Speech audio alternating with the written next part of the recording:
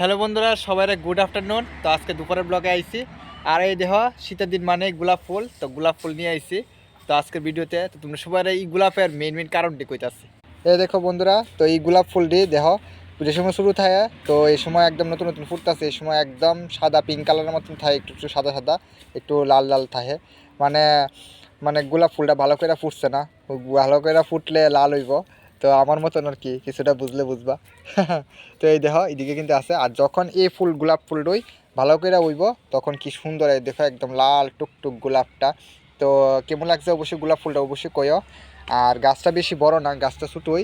এটি মানে দোকানের কিনা গাছ না, কিন্তু এটি কিন্তু বাড়িঘরের গাছ।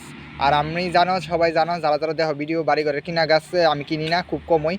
আর এই বাড়িঘরের যে মানে দেশি, ধরতে গেলে দেশি, তো এইটির ওই ভিতরে বেশি বেশি ফুল ফুটে। আর শীতের দিনে দেখো গোলাপ ফুলের সাইজটাও দেখছো নি কত সুন্দর, খুব সুন্দর হয়েছে। আর সেগুলো কিন্তু খুবই ভালো লাগে। আর গাছের ভিতরে অনেকটি গোলাপ, আর সবগুলি এরকম এইগুলির মতন লাল হইব যত পুরান হইব। তো একটা গোলাপ ফুটলে পাক্কা 8-10 দিন থাকে। তো তো এইটাই তোমরা লোকে শেয়ার করলাম। তো ঠিক আছে ফ্রেন্ডস, দারুণ দারুণ, টাটা। গোলাপ ফুল দিয়ে অনেক মানুষ পাইলাম, এটা হচ্ছে কষ্টটা।